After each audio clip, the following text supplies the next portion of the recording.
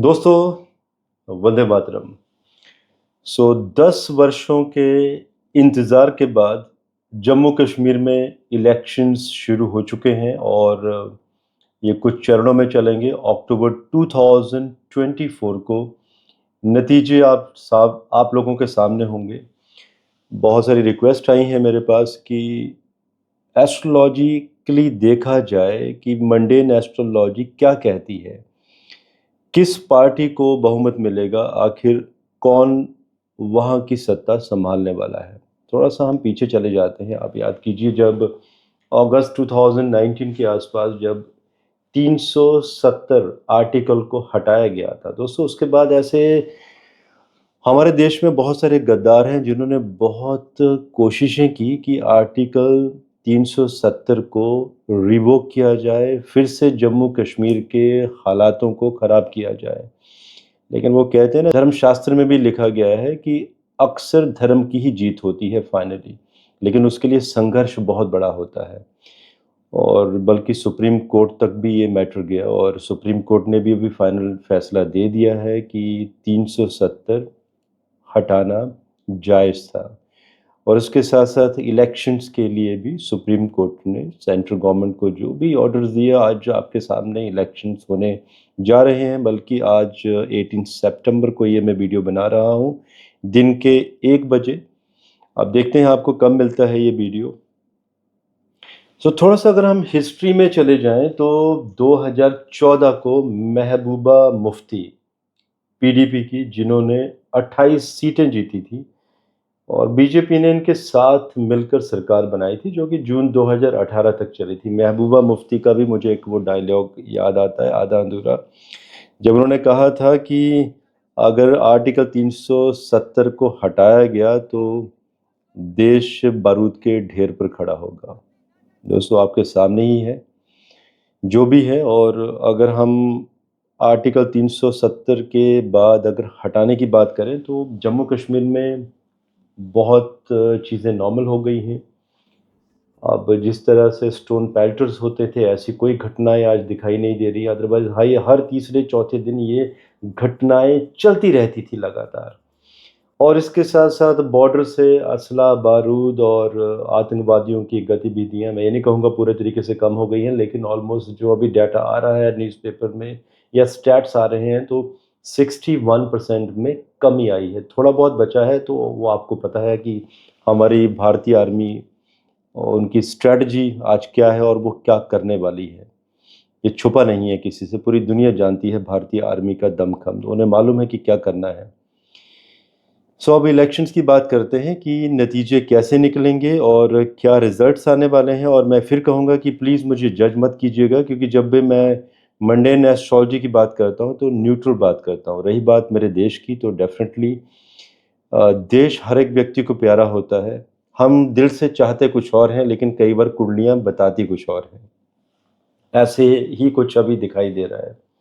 अब देखिए, हम पहले ये वाली कुंडली निकालेंगे जब जम्मू कश्मीर का फिर से गठन हुआ था, केंद्र शासित प्रदेश बनाया गया था इसे। ये घटना है 31 अक्टूबर 2019।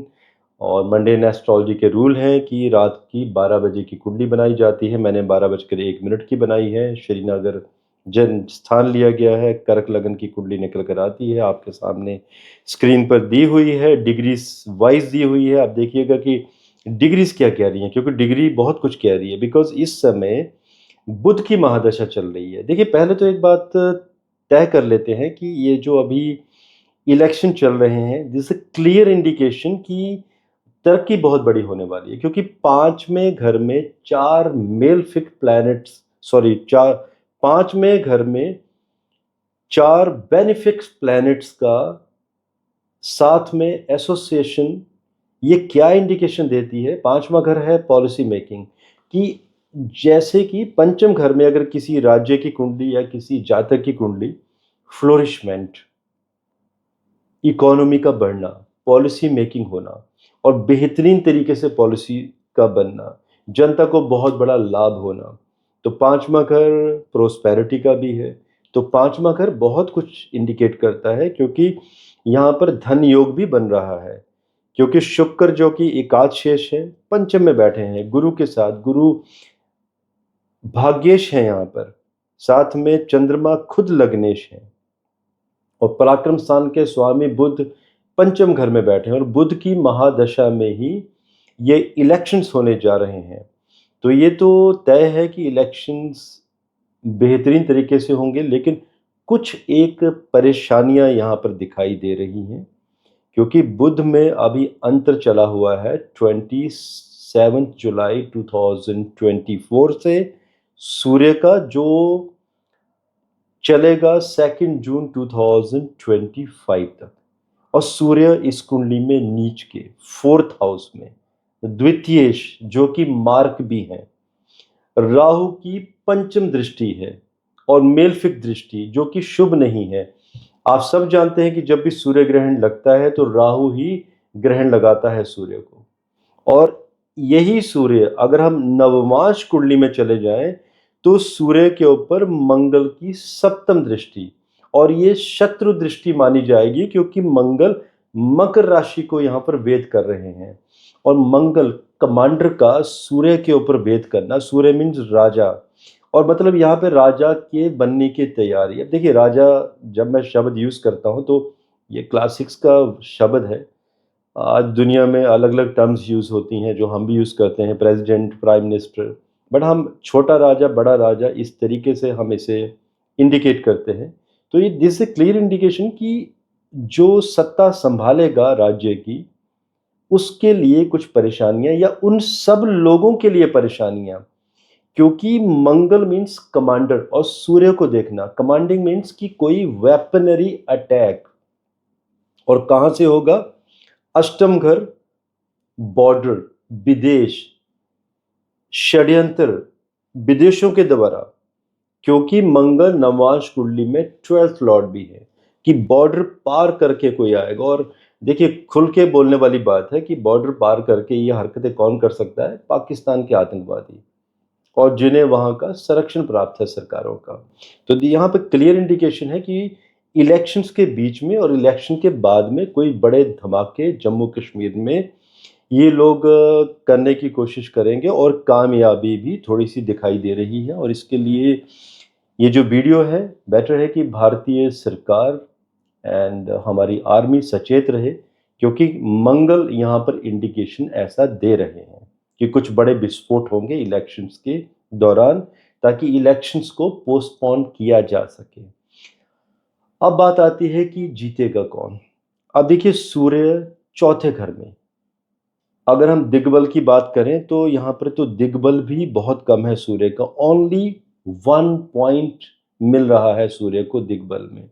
और रूप बल की बात करें तो ओनली 5.3 पॉइंट्स। तो सूर्य को 5.3 पॉइंट और 1 पॉइंट दिग्बल में क्या इंडिकेशन है इसका? दिस इज क्लियर इंडिकेशन कि किसी एक पार्टी को बहुत मत मिलता हुआ नजर नहीं आ रहा है। लेकिन ये कह रही है राज्य की कुंडली। अब हम एक आध कुंडली और अप्लाई करेंगे, उसमें देखेंगे कि वो कुंडली क्या कहती है। मेरे पास और कुंडलियां तो नहीं है। अब ये भी नहीं मालूम है हमें कि बीजेपी किसको सीएम बनाना चाहती है, ऐसे कोई प्रॉपर डिक्लेरेशन अभी तक हुए नहीं है। मेरे पास यहाँ पे ओमार अब्दुल्ला की कुंडली है, जो कि फारूक अब्दुल्ला के बेटे हैं। और अगर इनका हम हिस्ट्री देखें तो वाजपेयी जी के समय में ये मिनिस्टर रह चुके हैं, minister of state external affair, July 2001 till December 2002, sorry. And इसके बाद अगर हम इनका चीफ मिनिस्ट्री का इतिहास भी देखें तो जनवरी 2009 से जनवरी 2015 तक ये जम्मू कश्मीर के चीफ मिनिस्टर रह चुके हैं। और इनकी चीफ मिनिस्टरशिप के समय में स्टोन पेल्टिंग की घटनाएं, मतलब ऐसा था कि जैसे कि मतलब ये होना ही है, मतलब इस राज्य में ये तो आम बात है, अगर ये नहीं होगी तो जम्मू कश्मीर नहीं कहलाया जाएगा। तो इनके कार्यकाल के समय में ये नॉर्मल घटनाएं थी, और लोगों ने इसे एक्सेप्ट कर लिया था कि बस ये तो चलना ही है। तो अब आप देख सकते हैं इनका कार्यकाल कैसा है, और इनकी कुंडली क्या कह रही है। अभी इनकी कुंडली का समय दिया हुआ है, स्क्रीन पर आप देख सकते हैं। और कुंडली में एक बड़ी खास बात भी है इसलिए मैंने आपको कहा था कि प्लीज़ मुझे जज मत कीजिएगा। कुंडली में 9th हाउस में मंगल बैठे हुए हैं। मंगल शनि के साथ, नीच शनि के साथ, चंद्रमा साथ में, जो कि नीच भंग राजयोग का यहाँ पर निर्माण हो रहा है। इनकी नेशनल कॉन्फ्रेंस पार्टी है। अब इन्होंने कांग्रेस के साथ भी टाई अप कर लिया है, मतलब सीटों का बंटवारा भी होने जा रहा है कहीं ना कहीं। उसके बाद अगर हम करंट महादशा और अंतर्दशा की अगर बात करें, तो इस कुंडली में भी इस समय राहु में बुध, स्टेट की कुंडली में बुध महादशा में सूर्य का अंतर, और यहाँ पे राहु महादशा में बुध का अंतर। देखिए इनका राहु, देखिए सप्तम घर का राहु जो कि 7वें घर में बैठा है। वार लाइक सिचुएशन, मतलब कुछ इस तरह की घटनाएं, जो पुरानी घटनाओं का मैंने जिक्र किया, ऐसी घटनाएं फिर से होती हुई दिखाई दे रही हैं। और ये कब होंगी अभी आप सुनते चले जाइएगा। साथ में बुध जो कि एकादशेष हैं और द्वितीयेश भी हैं, मतलब धन योग बन रहा है सप्तम घर में लग्नेश सूर्य के साथ। और देखिए ये जो कॉम्बिनेशन सप्तम घर में बने हैं, नवांश कुंडली में मैं अभी जाना ही नहीं चाहता इतनी डिटेल में। ये क्या इंडिकेशन दे रहे हैं कि क्लियर कट यहाँ पर, जैसे मैंने कहा कि किसी पार्टी को बहुमत मिलता हुआ नजर नहीं आ रहा है, लेकिन यहाँ एक क्लियर इंडिकेशन है कि ये चार्ट इतना पावरफुल है क्योंकि देवगुरु बृहस्पति की पंचम दृष्टि भी सप्तम घर पे पड़ रही है। इससे पहले थोड़ा सा मैं आप लोगों को फिर से इस कुंडली पर ले जाना चाहूँगा। मैं एक पॉइंट बताना भूल गया था, क्योंकि ज्योतिष के स्टूडेंट्स भी इन पॉइंट्स को सुनते हैं। जो मैंने कहा था कि यहाँ पे एक वार लाइक सिचुएशन इलेक्शंस के बाद भी और इलेक्शंस के बीच में भी और ड्यूरिंग दैट पीरियड बनती चली जाएगी। अगर आप वर्ष लग्न कुंडली देखेंगे जम्मू कश्मीर की, जो कुंडली जम्मू कश्मीर की लगी हुई है अभी, तो उसमें आप देखेंगे कि वर्ष लगन और जन्म लगन कर्क लगन के हैं दोनों ही, और मुंथा चली गई है पंचम घर मंगल की राशि में, जो कि इस तरह की घटनाओं को अंजाम देती है। अब आते हैं हम अमर अब्दुल्ला की कुंडली के ऊपर। ये कुंडली देखिए 7वां घर बहुत स्ट्रांग है, शत्रु मित्र बनेंगे यहाँ पर और मित्र शत्रु बनेंगे।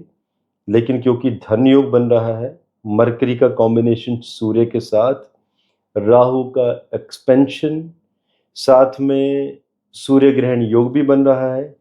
बहुत सारी यहाँ से इंटरप्रिटेशन निकल रही है कि इनके फादर और इनके ऊपर कोई पुराने केसेस, क्योंकि सूर्य ग्रहण योग मतलब लिटिगेशन एंड कोई ना कोई कोर्ट कचहरी के चक्कर लगाना, ऐसी कुछ घटनाएं, फॉरेन कनेक्शंस। लेकिन 7वां घर ये भी इंडिकेट कर रहा है कि ये कहीं ना कहीं गठबंधन द्वारा जीतते हुए नजर आ रहे हैं। तो जी हाँ दोस्तों, एस्ट्रोलॉजिकली मंडेन एस्ट्रोलॉजी ये कह रही है कि उमर अब्दुल्ला जम्मू कश्मीर में नए चीफ मिनिस्टर सहयोगी दलों के समर्थन के द्वारा बनते हुए नजर आ रहे हैं। बेशक किसी पार्टी को चाहे पूरा बहुमत ना मिले, लेकिन इनको किसी न किसी तरीके से बहुमत मिलकर ये सत्ता में आते हुए नजर आ रहे हैं। ये तो है एस्ट्रोलॉजिकल गणना। आप देखते हैं कि मंडेन एस्ट्रोलॉजी कितनी सही बैठती है और टीवी में क्या खबर आ रही है, आई हैव नो आइडिया। इसके बाद जब इलेक्शंस हो जाएंगे, शपथ समारोह हो जाएगा, तो शपथ समारोह की हम एक कुंडली बनाएंगे। फिर हम एनालिसिस करेंगे कि जम्मू कश्मीर में एक्चुअल में अब क्या होने वाला है आने वाले समय में। आप लोगों के कुछ क्वेश्चंस हो तो आप जरूर कमेंट कर सकते हैं। आज के लिए मुझे इजाज़त दीजिए। धन्यवाद। भारत माता की जय। जय हिंद।